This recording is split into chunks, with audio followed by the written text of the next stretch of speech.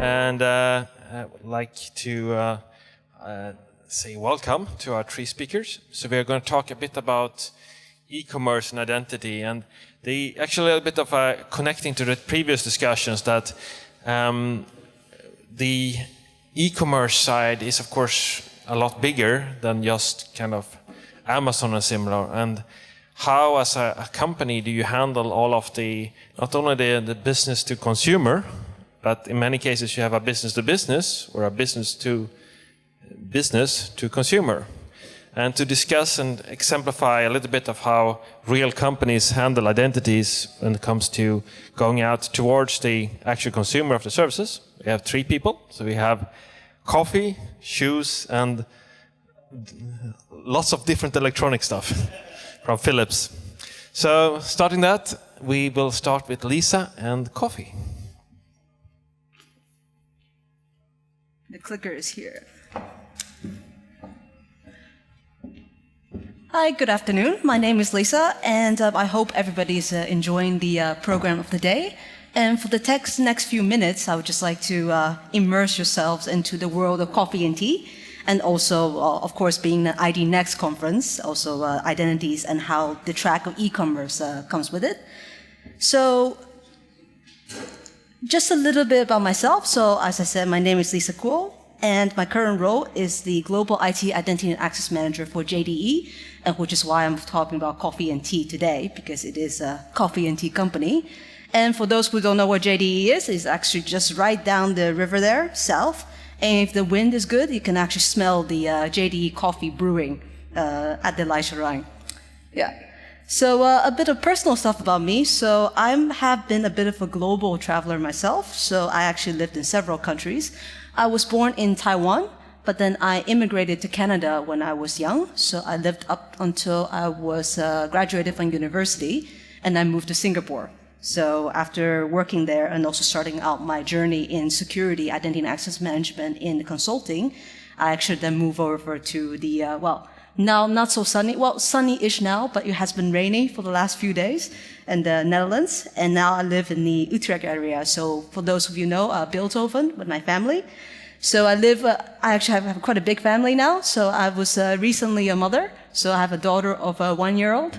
And I also have 2 stepkids with my partner Simon. And along with my household, I also have, 2 dogs, as you can see, and 2 cats.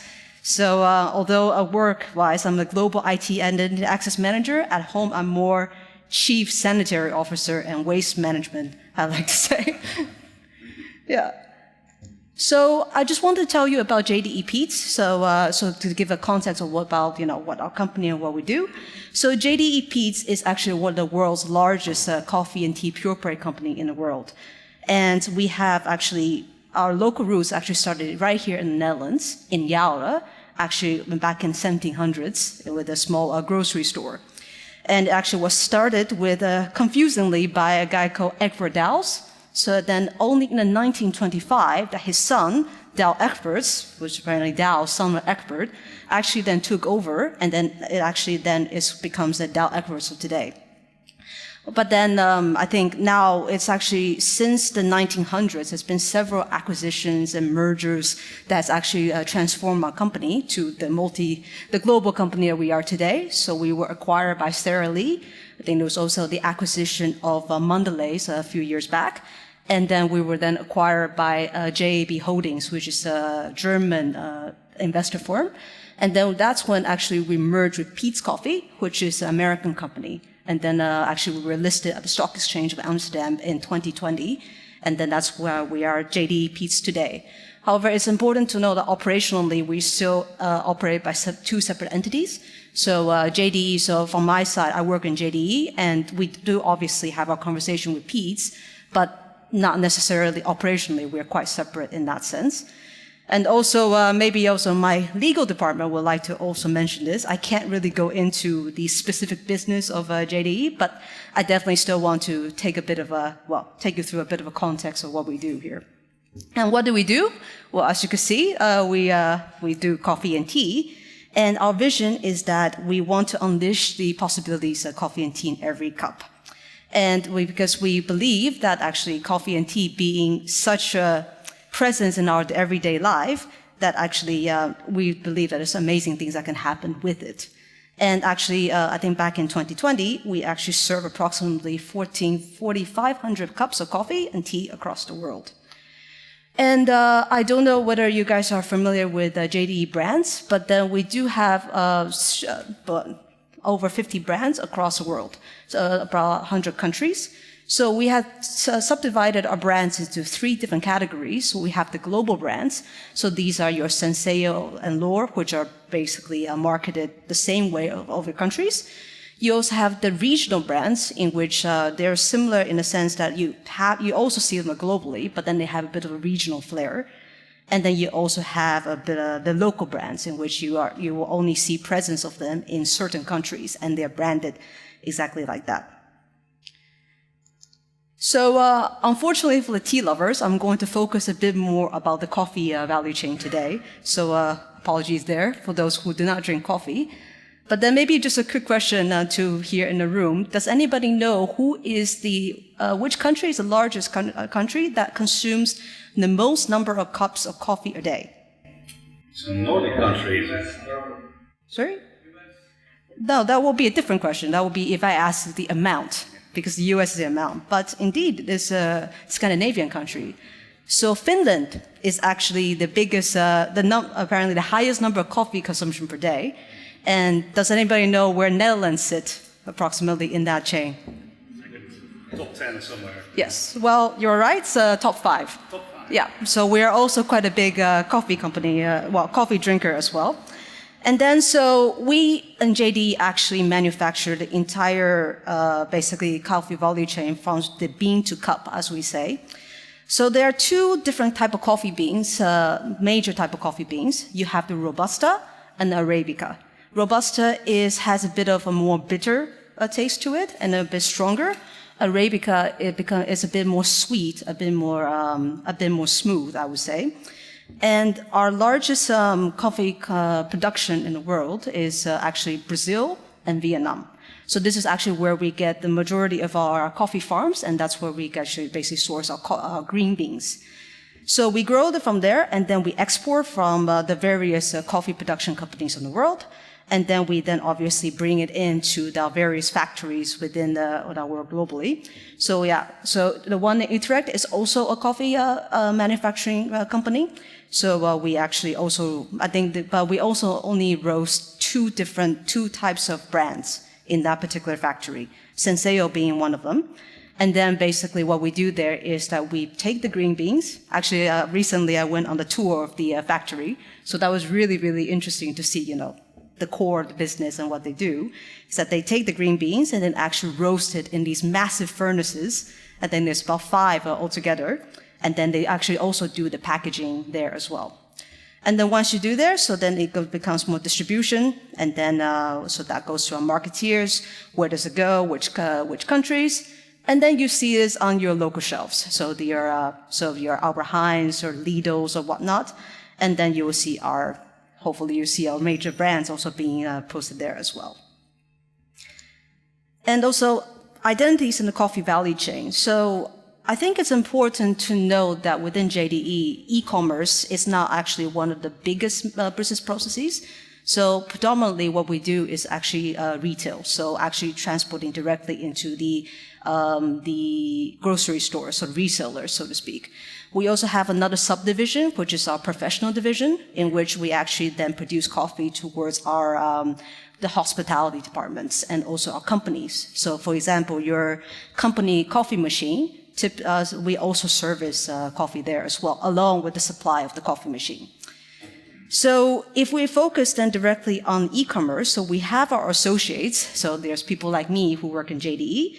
Of course, there are 2 different types. We have the people that work with the factories, and we also have the people that work within our offices.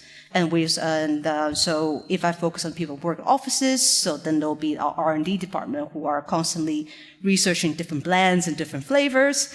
We also have our marketing department who is constantly looking into different ways and how should we market coffee towards a different population. And then we also have, well, for myself, the IT department, who is helping the business and helping them also accelerate their sales, hopefully with our technology. We have our business partners, which is also a very important part of our coffee value chain. So these could be your typical IT support partners. So we have our operations and basically run our IT backbone. And we also have the SaaS solution providers. So basically, these are the people who will run our CRM platforms, etc. And then, or people that are helping our marketing. So we do have also marketing companies that actually help us with, with our marketing journey. And we also have platform owners. Given that in e-commerce, we sell coffee directly as JDE, but we also sell coffee to different channels of coffee as well. So we also have presence in Amazon, for example, and Bol.com. We also actually send the coffees to the reseller platforms there. And then the retailers and customers. So I think maybe this will be also a good distinction to have is there is a difference between customers and consumers. So customers are the people who buy our coffee, and that's not necessarily the same as the people who consume our coffee. And then within e-commerce, we mainly focus on D2C, which is direct to consumers. These are the people who buy our coffee directly from us or from via the multi-channel, and then they consume.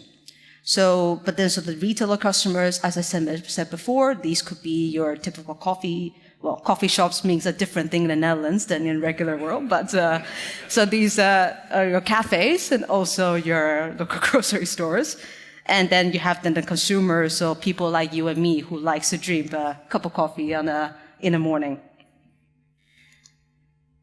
So some of the trends that we see in coffee and tea e-commerce today, and I think number one being COVID-19.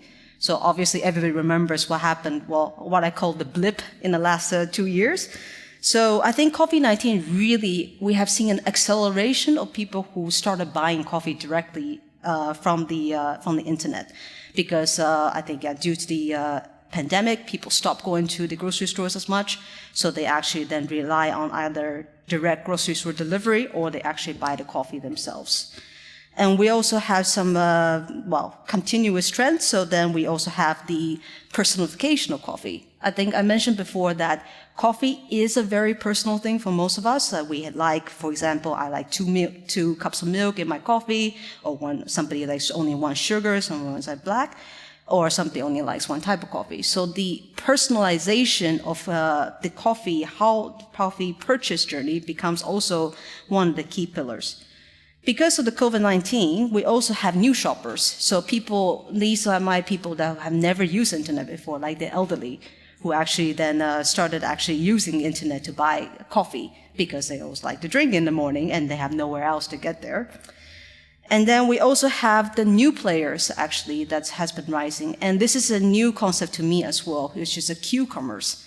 Q being quick commerce actually, because we also have then the groceries that gets delivered like in 1 hour. So the on-demand like the Gorillas or other types that really then aims to deliver coffee super fast.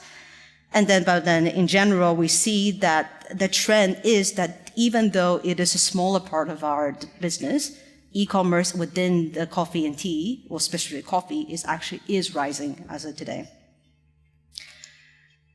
And some of the challenges that we see in e-commerce of coffee and tea. So I think identity verification is actually a big part because as a customer, as of right now, I still need to create an identity within the website in order to purchase my coffee.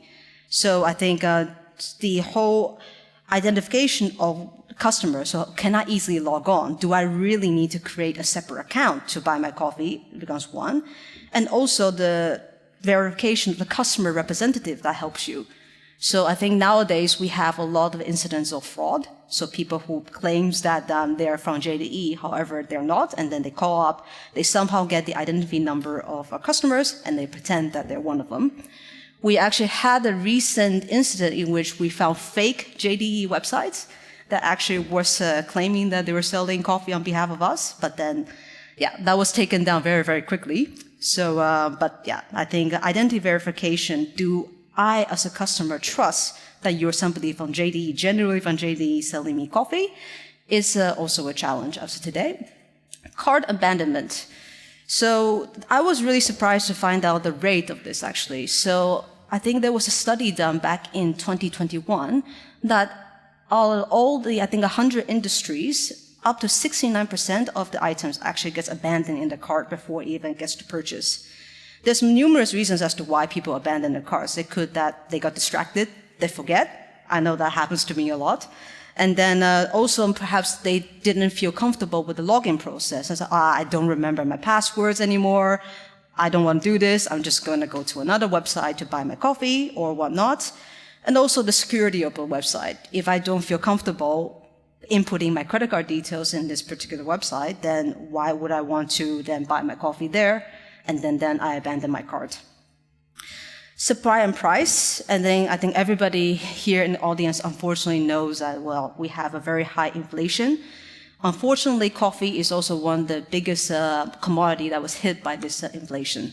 So there's numerous factors at play. So I think the Ukraine and Russia war unfortunately has hit the coffee, especially in Europe market, quite high. Because I mentioned that we have large furnaces that are roasting our coffee, and we are actually using gas very, very heavily. So that actually then impacts our production in a sense of how do we efficiently produce and roast our coffee without driving the cost of production up.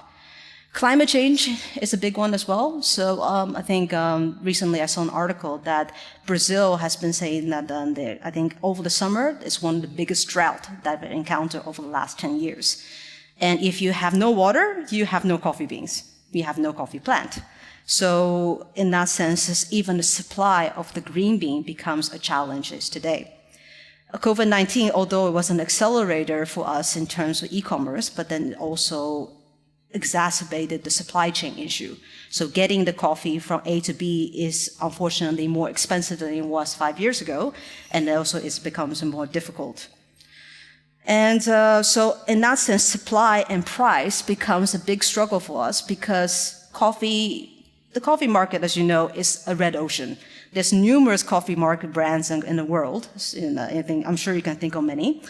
And how do we then balance the whole competitiveness of our coffee versus the other brands? And then lastly, you have customer attraction and retention. And I think you'll hopefully recognize this gentleman over there. So George Clooney was a very, very, a big face on Nespresso. I think Nespresso actually has done a very good job of the whole personification of the coffee market. So the coffee experience, let's just put it that way. Nespresso also came up with very good marketing campaigns. They also came up with numerous brands and also numerous types of coffee that seem to suit your every mood. So you can have different pods, you can have different flavors, the different world. So in that sense, Nespresso did a very, very good job of capturing the whole personification of coffee. And then also, how do we in that sense influence the buyer's mindset? Because the buyer's mindset is a blend between a rational and irrational. And then how do we, as a coffee business, also influence, how do we make sure that people stop at our display? How do we make sure that people actually contemplate and eventually click the buy? I think it's also one thing that we also struggle with. And in last is also brand loyalty. In today's economic market, sometimes price becomes basically the main thing that we look for, because in the end, sometimes people say, well, coffee is just coffee. So there is no such thing as brand loyalty in a lot of cases anymore. People just buy whatever that is on the discount sometimes, and then they take it home. And also if you're competing also with really well-known brands like Nespresso or perhaps Starbucks, that also becomes a bit of a challenge and actually help retaining our customers, so to speak, because you always have to continue to come up with new trends, come up with the differentiator, so to speak, as to why customers should buy our coffee. So the next slide is, in my opinion, because as I said before, I'm not in a position to speak on behalf of JDE, but with this topic, I do think that identity management can help. And what I would like to call is the Zero Trust Foundation to actually enable customer trust in coffee and tea. Because in the end, buying is still transactional trust, which I think was also echoed in a lot of things that in the talks I've heard so far. So if we have security as a foundation, that actually, what we mentioned before, identity verification can actually be implemented very easily, well, not easily, but very practically for both the end customers and also the supplier. So unfortunately, I missed the metaverse discussion, but 2 weeks ago, I was in our company town hall, and we had several vendors that actually came in and demonstrated to us, the future of e-commerce, the future of retail. And a lot of times, actually, they use the metaverse as an inspiration for us. So in these scenarios, they actually say, well, what if we can actually immerse the customer buying within the metaverse, and you then have somebody that can actually help you, and then throughout the entire shopping situation. But then that also brings an interesting question as to, well, how do I verify this avatar that's standing in front of me is actually who I think it is, and vice versa. So then identity verification, if we actually go down the metaverse step, I'm not saying that we're there yet, actually then becomes very, very crucial to make sure that the customer still feels that, this is a trusted environment. And we also then can reduce the payment frauds, because I think payment fraud is still a top challenge of e-commerce that is today. And also customer data protection. So in the demo that I saw in one of our CRM platforms, they also demonstrated that they can actually collect data of customers. So I think they used the example of somebody checking into a hotel, and then the hotel already knowing the preference of the music and the type of cake that you like. But then I asked them a very simple question. I was like, well, if you guys are collecting all this data from me, how do I check as to what data you actually, how do I verify whether or not I want all my data in that platform? They said that currently there isn't a way for you to do that. There is no reverse lookup, so to speak, as to the data they have collected on my behalf. So I think then if we are going to concentrate on the personification of the customer shopping experience, then the secure method of the customer data protection with the confines of the current legislations like GDPR then also becomes very crucial. Because if I do not want to be remembered as a JD customer anymore, I also should have the right to be forgotten. But then if I also want to the JD to know who I am as a customer, then I also should have a right to have a secure KYC journey. Data consolidation and personalized shopping. So this is an interesting use case. If we do the basic security right, then the data personification becomes very, very, quite an intriguing topic. Because from that sense, then we can actually track order histories very well. Because I think coffee is a very habitual thing for all of us. Usually we drink the same amount of coffee every single day, we drink the same type. Then there is no reason to actually, deviate from that. So actually, if my company has a way to track order histories for me, they can actually periodically remind me that, hey, I think you're almost out of coffee. Do you want to order another batch? Or they can already preload what I had before in there so that I don't have to remember, what was the brand I liked again? And then, so that's also the thing. Loyalty programs. So you can, I think also with the current economic situation, I can also have a loyalty program in which I collect points and then I can have the discounts the next day. And I can also be prompted of promotions on different channels. Because I know that sometimes these days you have Prime Day, for example, on Amazon that promotes all these different types of discounted items. Why can't I have a prompt that shows me, hey, the coffee that you bought here, this brand, is now on discount for 10 euros cheaper. And then that also then will prompt me to say, okay, I would like to buy it there. And still, as a JD company, you still profit from that same transaction. And then with that, you can also, with the logistics, you can also then start tracking real time of your coffee and tea delivery. I think we also seen the integration of, tracking your bowl.com packages, etc. And if I implement the customer identity management system, then I can also the customer can also real time track where are my coffee, where's the order, and when can I expect to arrive. And then lastly, we also see that given that the e-commerce today is not single channel, it's omni-channel and expanding as we speak, we can also start using predictive analytics and then to track our customer base to say, okay, what are the coffees are currently is actually high in demand? How do I need to start my whole planning and supply in that sense? So, and then we can then start to consolidate it and have more of a realistic predictive view as to what type of coffee should I source, what type of coffee should I produce per country. And I think that will really actually aid in the current supply chain and demand situation that we have, in which it is complicated by economic factors. It is complicated by the real world situations like the Ukraine war and also the climate change. And I think using predictive analytics powered by customer identity management, I think this will actually help with the situation quite a bit. And that brings me to the end of my presentation. Thank you very much, Lisa.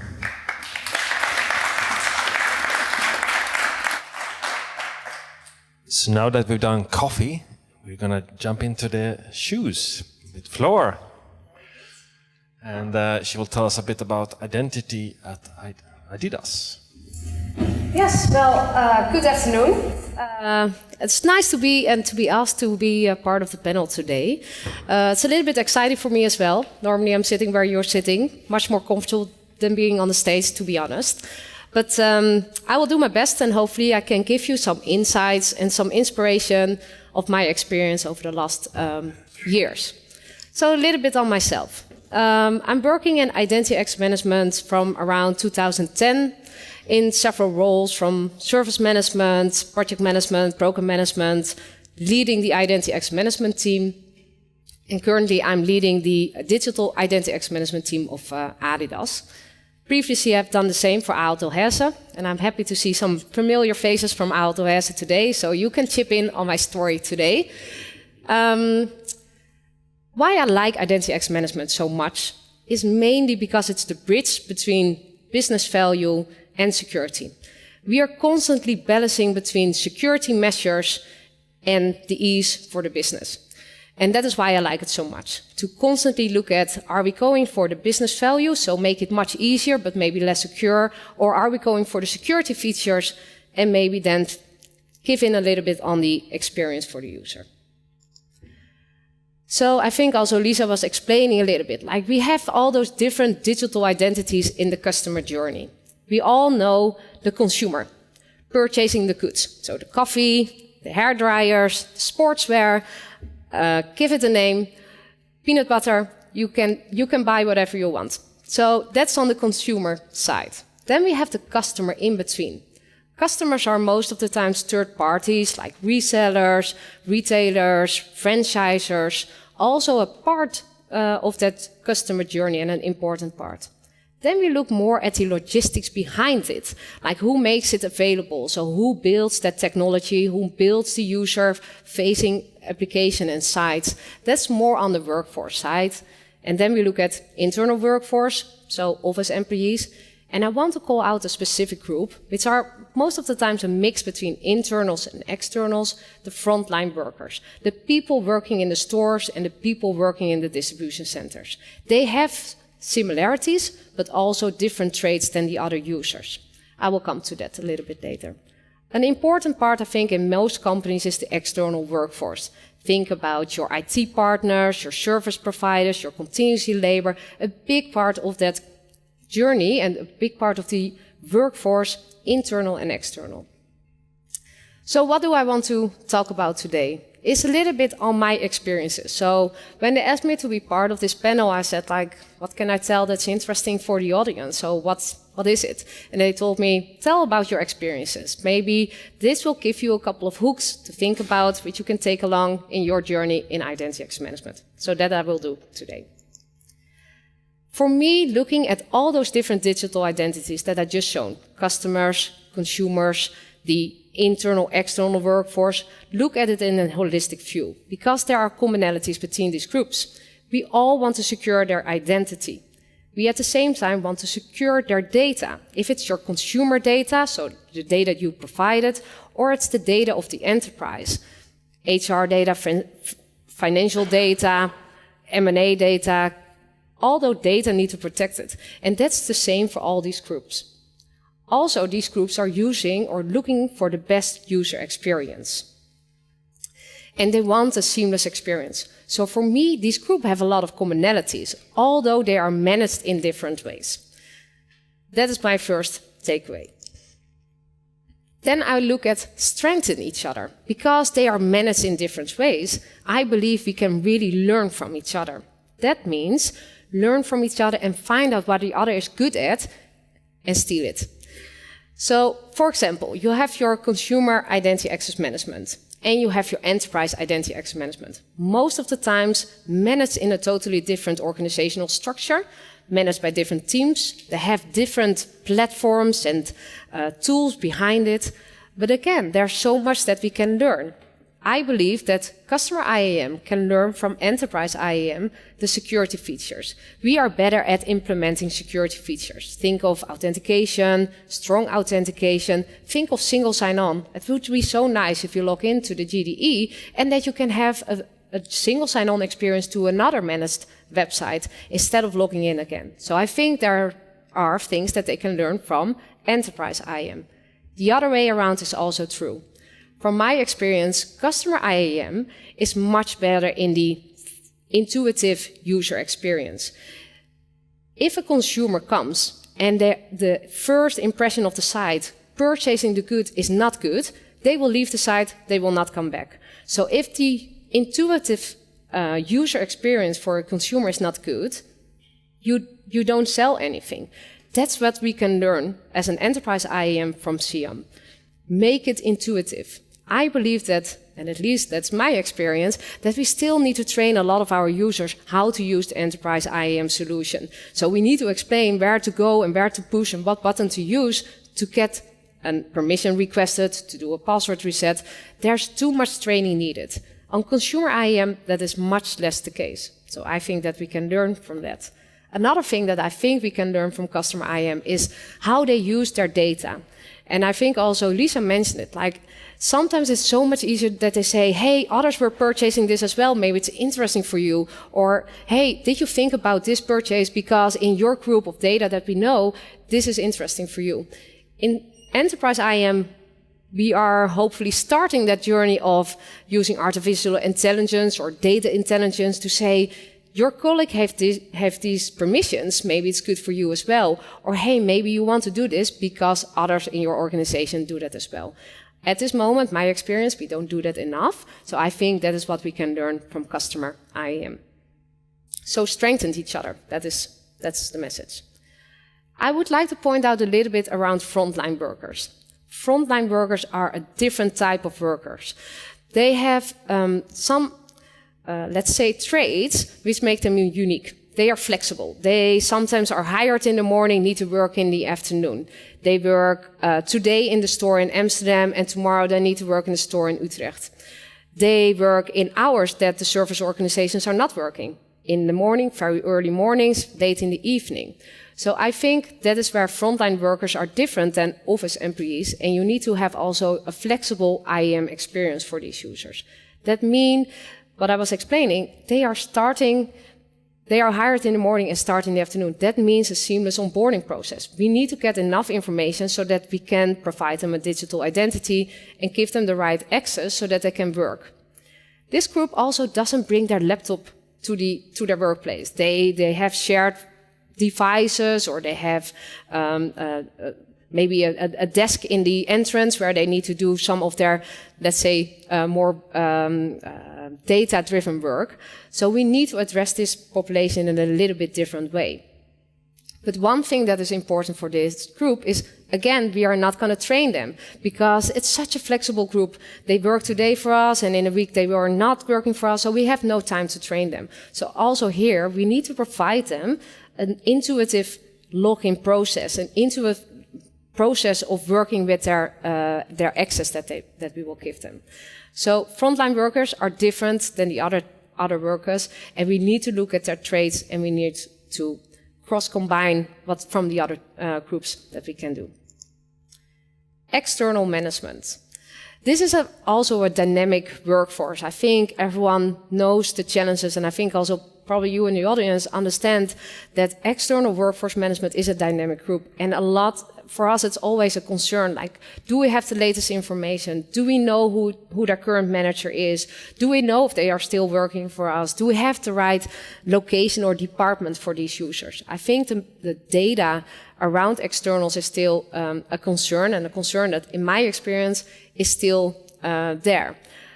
So if HR is not taking the accountability of externals, which in some companies is the case, I would say appoint a department or a person that will be responsible for this external workforce. Make them responsible for the processes and the data. So make sure that they have a good understanding how we can process the data, which data is necessary. So that would be my advice for externals. We were talking a little bit just now around bring your own identity. I really hope that in the near future that will be an answer for a lot of our problems around external workforce management. That we are not as a company providing that identity anymore, but that they bring their identity and that we can provide them the credentials and the permissions. So that is a little bit my hope for the near future, because I really think that external workforce management is difficult. Partner federation is also something that I hope in the future is coming, that we can federate to other partners where we are not creating their identity anymore, that they can bring their identity to us, and that we can trust their processes, join and move leaver processes, to make sure that we have the right identities and we provide them the credentials, but that we don't need to create all those identities on ourselves anymore.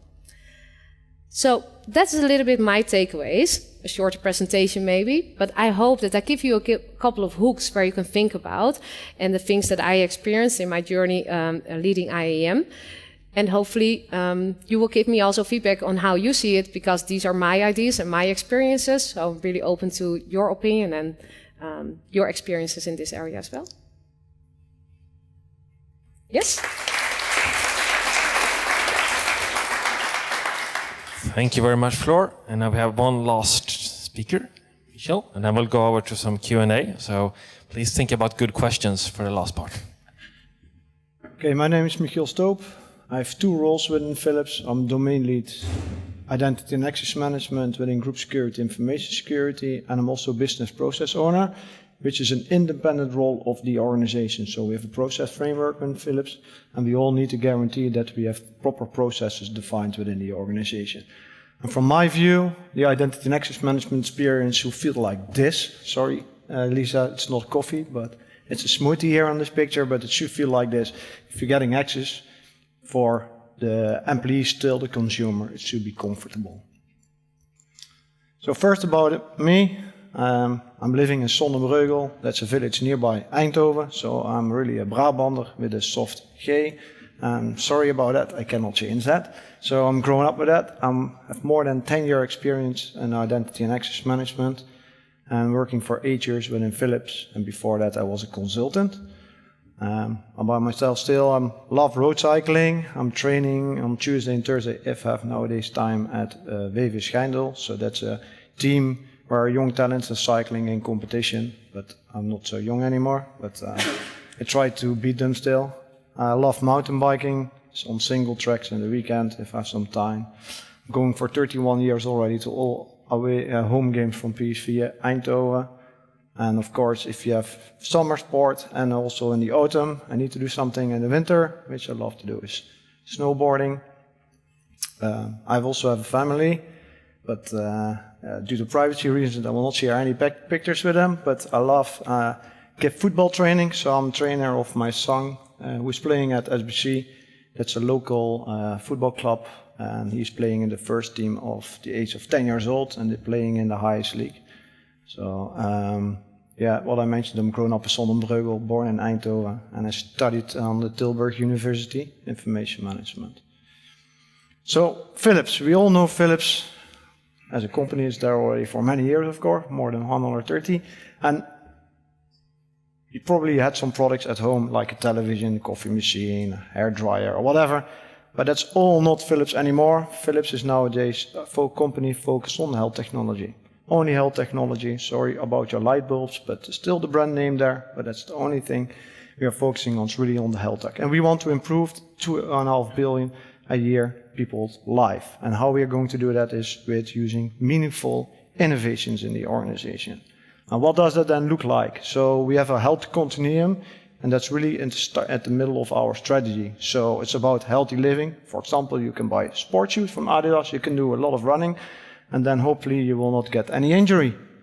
And when Philips, you also try to prevent so that you're brushing your teeth very well after drinking coffee, otherwise you need to go to the dentist. And we're all collecting this data as well. So, but if you need to go to the hospital, for example, we have some products as well there to do some diagnosis. And we can also help with treatment to ensure that you will recover. And then after that, if you can go home, because you doesn't have to be in the hospital anymore, we can take care of you with some home products, which we also have. So and then of course, if you're recovered, we start over again with the healthy living. And that's the Philips Health to Continuum. First, I have to do a disclaimer here. So everything what I'm going to say here, it's my view on identity and access management for Philips. So we have 100,000 employees, and 100,000 people have a different view on identity and access management. I'm only going to focus on the identity and access management with regards to people, so not on IoT, products, or anything else. I'm not going to use vendor names, which we are using within Philips organization. So the biggest challenge in the Philips organization, and I also with Lisa, she mentioned, and also Floor, it's what is now really an identity, because that's the first discussion which I had, because everybody is doing something with identity. And then they all had these great ideas with, for example, giving customer experience, that we want to do selling products based on the products which he bought in the past. But then I said, no, that's not identity and access management. That's really cool stuff where you can do with your data management. You can focus on that. There are other people who are really interested in that and do things which you're really good in, but I'm really good in identity and access management. And that's about still an identity is just about a user who wants to authenticate to Philips. It can be an employee or a consumer to buy some products or to do your daily jobs. So based on the relationship which you have. So identity and access management, what also Floor mentioned in her presentation, can be security-driven, compliance-driven, cost-driven, giving a great user experience. Type of identity, so we have a lot of identities within Philips. It's a large company, of course, and we are working a lot together. So we have from the employees, so that's our workforce. There are employees, contingent workers, contractors, M&A, and divestees. And then we have our partners, where we're also working with. So we are outsourcing as well a lot. So we have IT partners, for example, but we also have dealers, distributors. We are selling our products. We have joint ventures with other organizations. We have vendors, working together with the university, and we have government. And for government, yes, I know you can put also there a B2G, but we put it as a partner we are cooperating with. And then you have the customer-consumer part, so that's the B2C. And also there it's very confusing this terminology, because a consumer can be, for example, myself, who is buying a toothbrush or a shaver from Philips. Them also consuming these products. But our hospitals who are buying our products are also the doctors or the health professionals are consuming these, and they are using it for their daily work. So if I'm talking about B2C, it's the customer and the consumer, as I mentioned here. Then it's still about identity and asset, and with the access, we are controlling who is getting access to the data. And that is for our workforce and partners differently, because there is Philips really in control who is owning this data, and that's Philips in control about this. That's to get access to our applications. But also we have consumers, and consumers are buying the product from Philips, but they are more in control about their own data, because it's their data. So if you bought that Philips toothbrush where you can daily brush, and then you can see exactly which tooth you're not brushing correctly, that's your data, and you can share this, for example, with your doctor, but it's your data, it's not our data. And then we have the middle part, and the middle part, it's our health professionals, and they need to get access also to our Philips applications, because, for example, we sold a certain product, or they're leasing a product, then we need to give them some training. We have training materials there out for that. We have manuals, how they need to operate a machine, for example. Or if there is an issue with a device, they need to register that issue at the Philips organization. So an issue, can you support me with that? But also, they are buying these products, and the data which in their products that's their data, it's not Philips data. Or if they are having Philips applications, they are using it, it's their data, it's not Philips data. So I'm going to focus on 3 use cases. We have many more, but I have limited time for today. So, and also what Floor mentioned is about our workforce, HR, and that's an HR system which we have where we manage the life cycle, because we also need to manage the access for our employees who maintains the e-commerce platform, for example. So the backend, let's say like that. And Philips, we have an access provider. So we get the data, we are making access decisions based on the relationship which you have or the role with Philips, and then you get access to the applications. Our partners, so that's a challenge. So how are you going to give those people access to the organization? So that we prefer to do everything federated. But it's sometimes a challenge to do a federation, especially if you have small partners with just a few users or whatever, then we need to find another way. So hopefully in the future, maybe we can do something which was early today, which you bring your own identity and can solve this problem. Because why do we want to manage that life cycle? There's a role of risk there with this. So hopefully we can do something in the future there. But now we are using a delegated administration, so somebody of a partner is responsible to manage the life cycle of these identities, but there's also always a Philips person assigned as responsible to monitor that the life cycle is still accurate. Another one which I have is the customer access to our Philips application. So here, and it's not about that I'm going to, as a health professional boy, go to the Philips shop and buy for the first time a product. No, here in this case, we already have a relationship with that specific customer. So and it can be preferably for hospitals, we do a federation because most of them have a proper identity and access management technology implemented, and then we can connect to that. And if they don't have it, then we can manage via delegated administration. And especially for the small medical centers around the corner, we have like 5, 10 or 20 employees. They get their own environment where they can manage their identities, and then they get access to the application. But it could be that I just joined in a medical center, I see that beautiful machine to operate, but I have an issue with that. And the person, and I don't know who's responsible for that. So I go to the Philips website, I see I have an issue, I want to register that issue at the Philips. So I go to the website of philips.com, I will get the experience from the medical center which I'm working for. Want to log in, I don't have an account, so I request to create an account, so I'll register myself. At that time I get a Philips experience already, but I don't have really access, because that access still needs to be approved by that person who is accountable in that organization, that this person is allowed. Otherwise everybody can register themselves. So somebody needs to prove that, and that doesn't have to be Philips person. We don't want it even, because the customer itself can do that really good by themselves.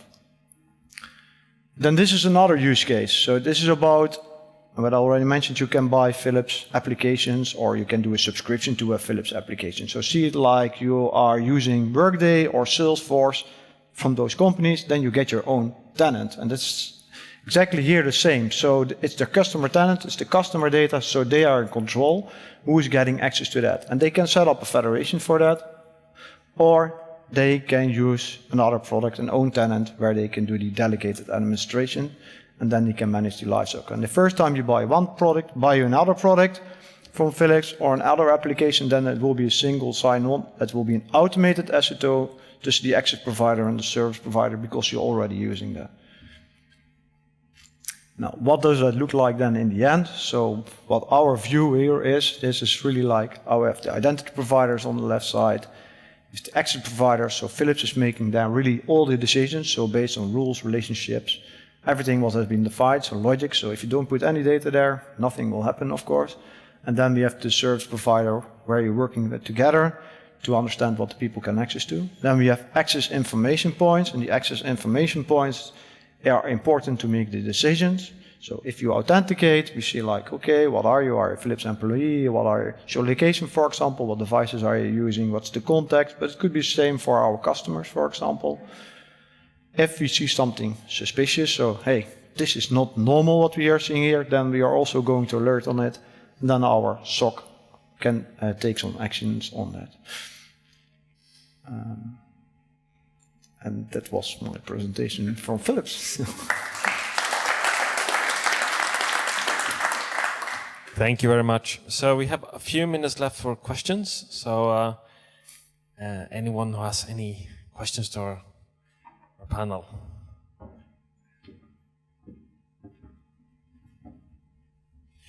Yes, we talk about e-commerce, right? And now we're talking about identities and access and all kinds of models. But what is the benefits, or what is the commerce thing in terms of revenue or cost cutting or retentions, numbers, and so on? Somebody of you want to have a reaction? I mean, did something in that process what beneficial was for your brand in terms of identities, access, user experience, whatever? Yep. Is my mic working? Yeah. Sorry. Just to be sure. So for Philips, we have a program running for the B2B for our dealers and distributors. And then, let's say like that, there has been calculations done to understand what the impact is on the revenue or how much we can grow with that. So, but that's not part of me, so other people are, because we are part of a bigger program. So, and then we say, okay, we can help with our products, so that can help to grow Philips revenue. And then from my side for JDE, I think we're also piloting a situation in which we can actually track also from the logistics perspective what makes the most sense. Where do we actually, what is the most economic way to actually ship our coffee and tea to our customers that actually will be reduce the cost of supply, cost of production. So I think that's also one way in which identity management can actually help in the whole commerce chain. Yeah, for Adidas it's not different. I think we are constantly looking at how can we ease the journey for the customer. So we are piloting segmentation on like how are we providing our information. So how are we doing that with Adidas Originals and Adidas 3 Stripes, and how are we presenting the data to you? That is something that we are constantly looking into. Like, what is interesting for you? Do you want to see when you open the screen, like this is menswear, and do you want to see like the brands? I'm not sure if it answers your question, but I think that is what we constantly like looking into, like how can you brand the customer journey? And that is constantly on the analytics, like the data behind it is constantly looked at. So hopefully that answers your question.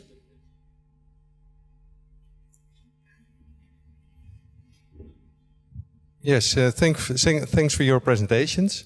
What are the long-term improvements you have on your roadmaps, and what's your vision about the future? How will your presentation look like in 10 years from now? 10 years from now is a long, long time. Maybe it flies by before you know it. But I think where my focus on is really two things. Creating a digital identity for everyone in this journey. I think that is one. The other thing is zero trust is also a really important one. Opening up, and where can you open up? How to use your data. So conditional access policies. How are you deciding who can have access to what kind of like risk policy do we assign to a user? That is something that for my, let's say the coming year at least, is a very important one. Yeah, and I think in general, for me, concepts like zero trust, and I know it's a framework, and I know it's like a container terminology, but it is really something, how can we not trust but verify is something that is really on the journey for us. And I think for us, I think in the core, JD is in a sense still a lot of mindset a coffee and tea company. They only focus on, well, how do I produce my coffee and tea, or how do I get it to my customers? And sometimes due to the economic constraint, security, even though everybody says a priority, in practice, sometimes that gets kind of pushed downstream to, okay, there are other more important things.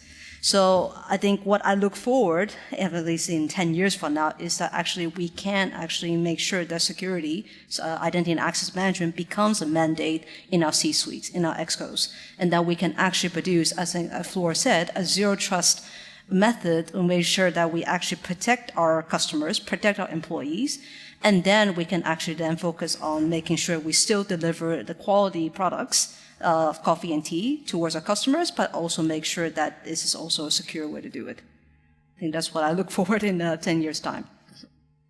If I'm looking from a different angle, but now as a business process owner, because what I mentioned, we have a process framework within Philips that's from ID to market, market to order, and order to cash, and identity management is just a supporting function.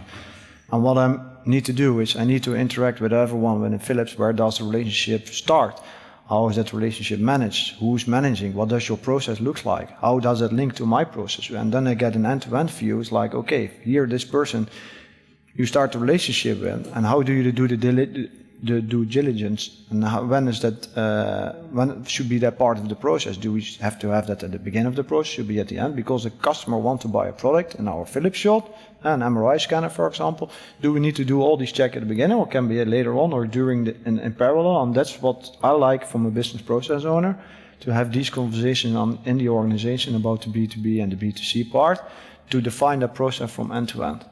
And then the technology is supporting these processes. And then I'm looking for my domain lead role there.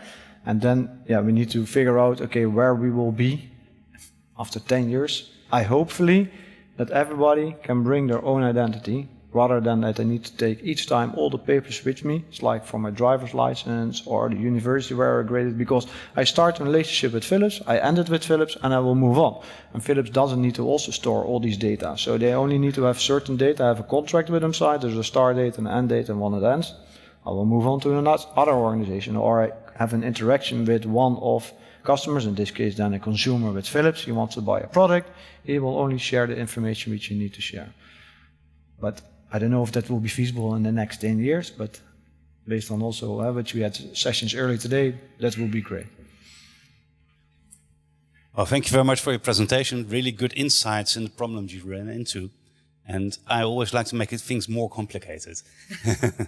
So you looked from identity and access management, you looked for identity of your customers, of your employees, but have you also looked at the identity of your products?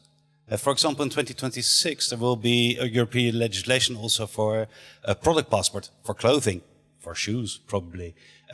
Identity for coffee, provenance of coffee, CO2 footprint of coffee, could fit your brand. And recently, some medical devices from Philips could benefit from a product passport to know what health hazards could have several products. So have you looked into that identity of products? Yeah, well, yeah, I didn't present that scenario, but it's more it's like what you mentioned. We are customers are buying or leasing these products, and then they will be at the site of the hospital. Nowadays, they're, let's say, standalone, so some field service engineer needs to go there and needs to log in and get the credentials. So what my view is, we should demand, no, that should not go, that person will go to the location, but that they can use our IM system to get access to these products to do the maintenance on all these kind of things. So I think their identity and access management can play a critical role regards to that. But yeah, that's not set up yet. So, but I have some. We can discuss this later on because I have a lot of scenarios. So interesting. No, I really like your question because I think the whole economic footprint, the whole green transportation, given what I said before, that we ship beans and leaves from all over the world, I think actually identity of products becomes actually quite a crucial part to play, because then you can actually track, where are we getting our beans? Is that actually, how much CO2 footprint that is? So it's not something that we're currently looking into, but I do think this is something we have to look into, actually, if we want to remain a responsible company, to make sure that we also contribute to the positive effect of climate change. In line, I think I didn't really think about it, so that's my honest answer. And then I'm thinking about, you're probably also referring to more blockchain kind of. Not necessarily. So then I would say, let's talk, because I'm very curious what that would bring and what that also would mean for enterprise IAM, where I'm responsible for, how that would work. So I'm really open to that conversation. There are quite a lot of implementations of this, but mostly, for example, in the aircraft industry. And also Danfoss had a quite interesting talk about keeping track of all of the electrical engines and stuff that goes into all of their stuff. So it's a very interesting area, but it's also quite young area. And of course, it becomes a bit more complex. If like a aircraft is an aircraft. A bag of beans, it's a bit harder. You put an identity on each bean, or what do you do with them? Yeah. But then I think it's also, that does remind me, because I think there is a blockchain available which is specific on fair trade of coffee beans. So I think there is basically you can actually then make sure that every trade that you have with the coffee farmers are actually listed publicly, and then you can then actually make sure and verify that this is something that is still fair further down the line. I think that there was also a question around, okay, if it's the cost of how I purchase coffee beans is then available to everybody, how do I then remain competitive? But of course, you can just keep that private within your own company, so only your company can view. But yeah, I think that's also another use case in that sense as well. So I think we have time for one last question. Anyone interested? So I have a question then. So we had the question about what do you think is going to happen in 5 years? What would you say is your kind of main priority for the next year? What is the project that excites you about your 2023? Yeah, I think I answered that already a little bit, like what my focus is for 23. And that is really to look at digital identities for everyone that is in my space of responsibility, the workforce. And the other one is to really look at user behavioral analytics, risk profiles for users, to act on those risk profiles. So I think conditional access policies, those kind of zero trust concepts are for me in 23 really important. And for us, I think we are still actually strengthening our basics, which is why I emphasize that making sure you have a solid foundation is really important. And this is actually something that will be my focus in the year to come, because we are actually revamping our current B2E system. And we are going to make massive improvements in terms of how people get access to our systems, and also making sure that we have a robust role-based access management system that you can make sure that people are productive from day one. And then I think it is then in the 2 to 3 year roadmap for us to then expand the benefits of IAM towards the customer side. For me, it's for my domain lead role, it's really about the privileged access management part, to get in control of all the privileged credentials within Philips. That's the top priority in 2023. And next to that, for my business process owner roles, continue to have the relationship with the other process owners and to find that end-to-end process for our B2B and the B2C part. And as well, reorganizing identity and access management within the Philips organization.